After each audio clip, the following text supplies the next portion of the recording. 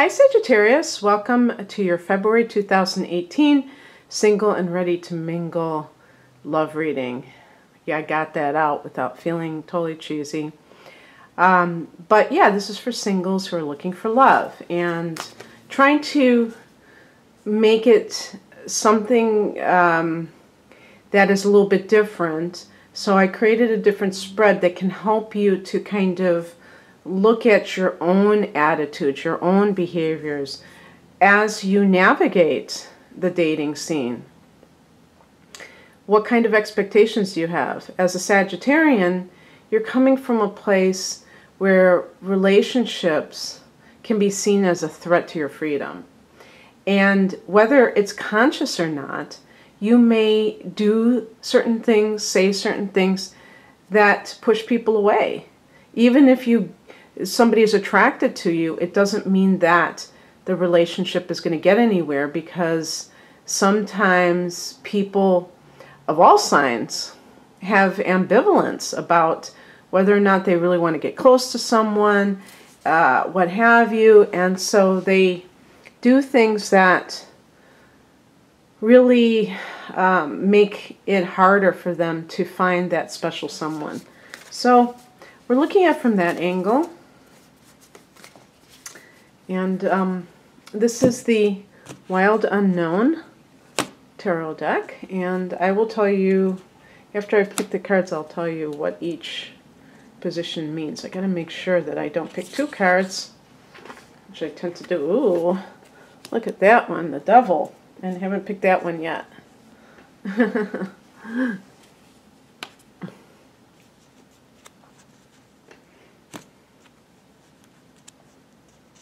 Okay, let me see if I can get this one out here. Been getting this one a lot.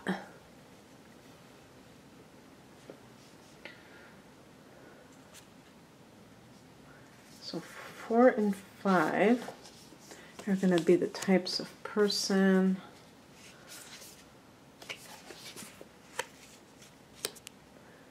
And the outcome.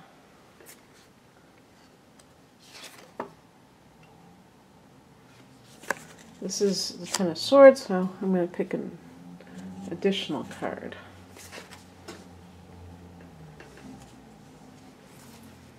Some cards lend themselves to the final card and some don't, at least in my estimation. Okay, so let us begin. Oh, it looks like I'm, the Indianapolis Speedway or something around here. And I live in a, supposed to be a quite suburban location. So the central challenge for you when it comes to finding love is represented by the Devil. He's got a pentacle. Looks like a satanic goat. So the Devil is a card that is actually connected to Saturn, the ruler of Capricorn. So it's associated with Capricorn. Now, what does Capricorn represent in the shadow aspect? Well, Capricorn as a whole, and this is true for Saturn as well because it's the ruler, is a card of wanting financial and professional stability, and also recognition, because Capricorn and Saturn rule the 10th house of career, but part of that is recognition for one's success. So the Capricorn energy tends to be very oriented towards achievement and status and material gain, being an earth sign. In terms of how this may be related to your mentality, behavior, what have you, there could be, for some of you, you could be very attached to career, where you are wanting to be, and some of you as Sagittarians, you may have personal planets in Capricorn because it's a sign right next to Sagittarius anyhow. So you may have like a a strong Capricorn influence. And even though the moon isn't a personal planet, I mean, it's not like, it's something that the moon can be in any sign, you know, regardless of what date you're, I mean, it does matter what date you're born, but I mean, it isn't limited to certain signs, like Venus and Mars are more limited, and Mercury, but your rising sign, your moon sign, they can be in any sign, including Capricorn, and there may be like a strong emphasis in your life, at least right now, especially if you're in your 20s and 30s, you may feel like you have to get ahead. So you may not even have the time available for relationships, and that's something that you have to navigate. The reason that the devil is associated with this is because there could be excessive materialism, excessive, and actually any pleasures of the flesh. So if you, Sagittarius, are in this pattern of hooking up instead of getting to know someone, that can be something that is hard to shake off. Especially, I think, for women, because women tend to do this in order to, they think they have to do it in order to get the guy. You know, I'm talking about heterosexual relationships, obviously. They tend to look at it that way.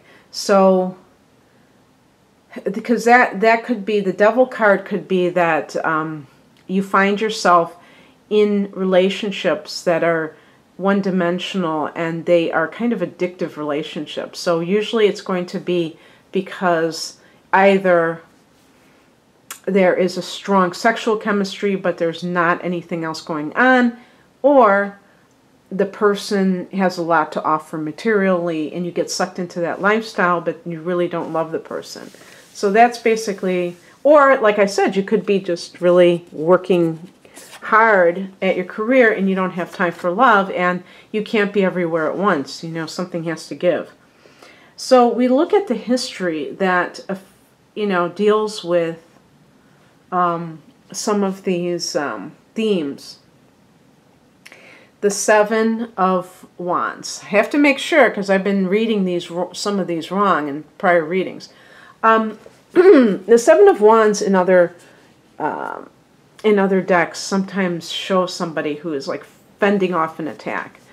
And if, Sagittarius, you have a history of, and this can go back to childhood, of feeling like you're not good enough, that someone is always criticizing you, that can also make you rather leery of relationships, because you may feel like you're always under scrutiny, you're not good enough, people are not happy with you. I'm talking about a partner.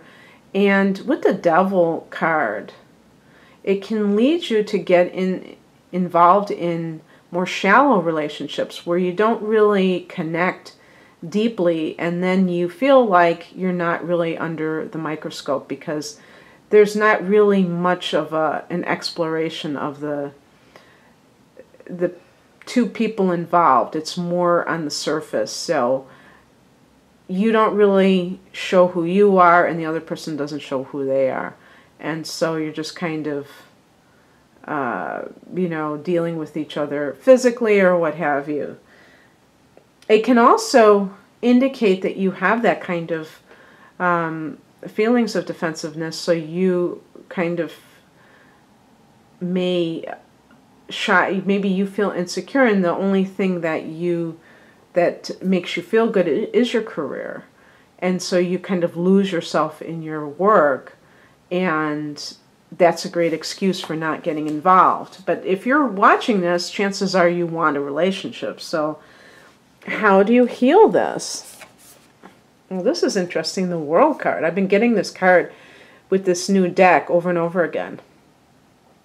You know, for Sagittarius, when I think of the World card, I think about the fact that Sagittarius rules the 9th house, which deals with foreign travel. So with the World card, it can indicate long-distance travel. Perhaps some people need to expand their horizons and maybe they've been playing too small and they need that stimulation from a totally different lifestyle. And if you have any opportunities, whether it's to study abroad or to work abroad, you might want to consider doing that, because you never know who you're going to meet. Maybe you will meet your life partner in a foreign country. But also, the World card is the last card of the major arcana. So it can talk about tying up loose ends. This year, or at least most of this year, Sagittarius has Jupiter in Scorpio, which is the 12th house. This is, you know, to me, this is kind of like the World card in the Tarot, is that the tying up these, you know, the end of a cycle, tying up loose ends. Because then Jupiter goes into Sagittarius in November of 2018. And I'm sure looking forward to that, and I'm sure you guys are too. But until then, we have to look at the areas of our life that, especially that 12th house, which deals with addiction. By the way, the Devil card can be about addictions to compulsive behavior. And if that is something that is true for you, Jupiter in the 12th house can really help to heal you of any destructive patterns that you have that are preventing you from having all the happiness that you want in all areas of your life. So that's why it behooves you to look at what are the things.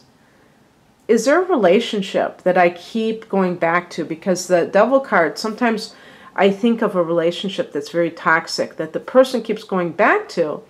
And even though this is a reading for singles, there are people who are single who would like to meet somebody new, but they are dealing with somebody sporadically from their past.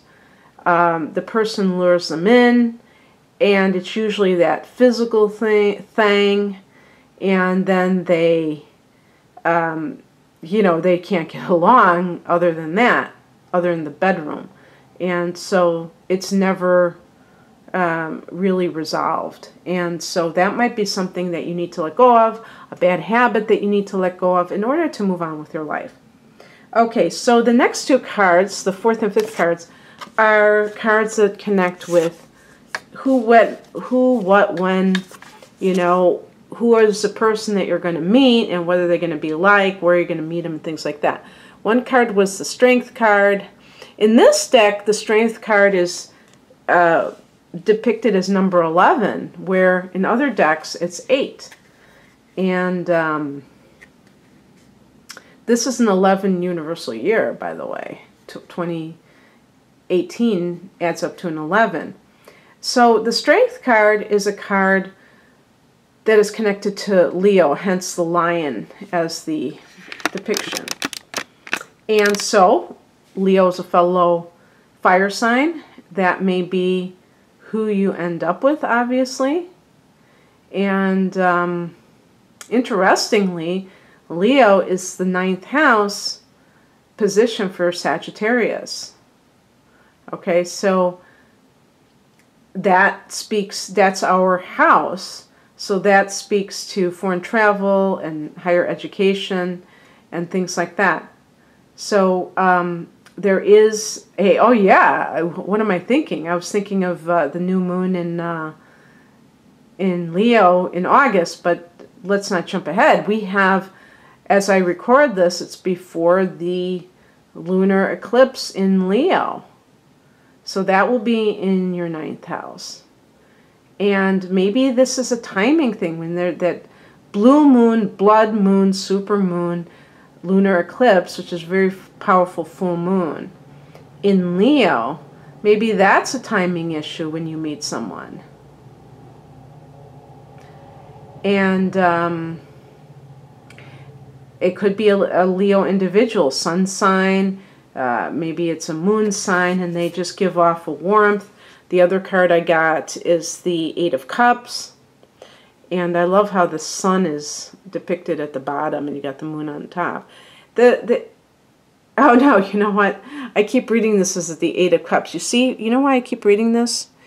it looks like there was a third line, but it's the Seven of Cups. Now, the Seven of Cups is a card that is associated with a lot of choices, but not necessarily all of them are kosher.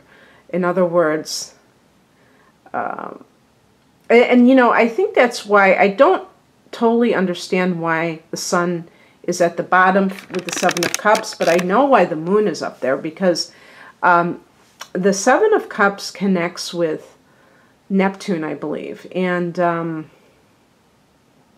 it is a card that can indicate that you have a lot of options when it comes to love, but you have to choose wisely, because something, you know, all that glitters isn't gold.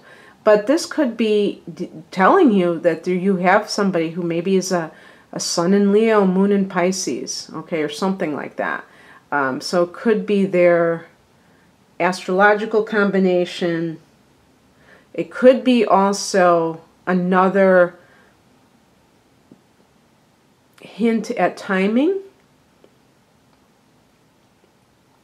So if we look at the Leo lunar eclipse, this is followed by, you know, in mid-March, or March 17th to be exact, there's a sun in Pisces. You know, maybe this has something to do with that time frame. Because actually, one thing I just want to say about the timing of the lunar eclipse, January 31st is the date of the eclipse, but it's after that date you may see the results of this, you know, several months ahead, you know, could be when things start to happen, if you even notice it at all. I mean, it all depends, I suppose. But anyway, I thought that was kind of interesting. And one thing to note too is that the Seven of Cups can indicate confusion in what is going on. You may not know whether or not you should begin a relationship with someone. And I really feel like when people think like that, it's because they really haven't given it much thought in the past. And so they don't know, you know, what am I looking for? What is the best person for me? Not the best person for my mother, or what my friends think of the people that I have chosen in the past. Because I'm a totally different person than all these other people. I have a different path to follow. Okay, so the outcome, this was a card, the Ten of Swords, that I don't typically leave. I was looking because it didn't even look like 10 swords. It still doesn't. But anyway, the Ten of Swords is about hitting bottom, okay? And you might say, oh, what are you saying? I'm hitting bottom. It means that, I'm going to go back to the Devil card, that if you have been struggling with something, maybe some relationship, even though you're single, even though you're ready to mingle, maybe there's somebody from your past that you haven't quite shaken. The Ten of Swords is going to be you really understanding the end of this ordeal. Because number 10 is the end of a cycle. And with swords, we're talking about conflict, and, you know, there can be this sense of disharmony and things like that, but it's the end of that. But it's a card of betrayal. It's a card of feeling like you were done wrong by someone, and maybe you need to heal that, and you haven't done so yet. And that can free you from all of the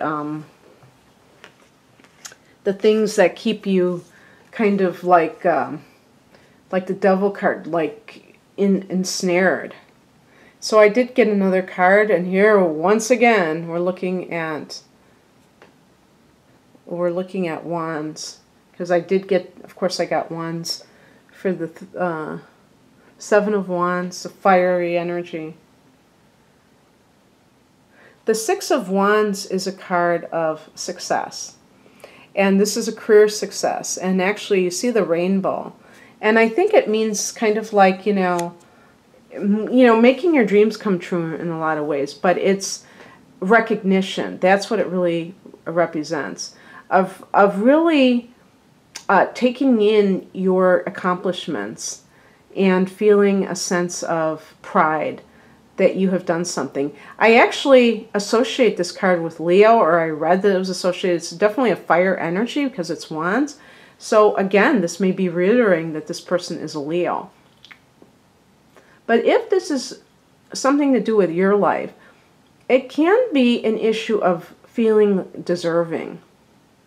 So in other words, when we say taking your bow and feeling this sense of pride, a lot of people can't do that because they just don't have the self-esteem to believe that they deserve anything. Even if they do amazing things career-wise, they're uncomfortable with recognition and accolades, okay? Because that's what the Six of Wands is about, is accolades. A job well done, other people acknowledging you. And Leo is a fellow fire sign, and Leos don't have any problem with accepting praise. That's why they're accused of being egotistical or narcissistic. But this is all about being deserving, okay? And that goes back to love. Are you deserving of love? Do you deserve the warmth that is generated by wands or fire, given to you, the affection given to you by another person? And when you can receive that, that's when you can attract it. Because otherwise, as I said in the beginning, if you don't really feel that way, you will push it away, even on a very unconscious level. You will naturally just shy away from anything that smacks of praise and honor given to you, whether it be career or with another human being. Obviously, in this reading, we're talking about your love life rather than your career life, but I had kind of touched upon that some of you may be very immersed in your careers, and that is putting a hamper on your ability to have the time and energy for a love relationship. So anyway, I think that I'll leave it there, and I hope that you enjoyed this, Sagittarius. If you'd like a private reading, please click on the link below. My website is rainamoon.astrology.com. Take care. Bye.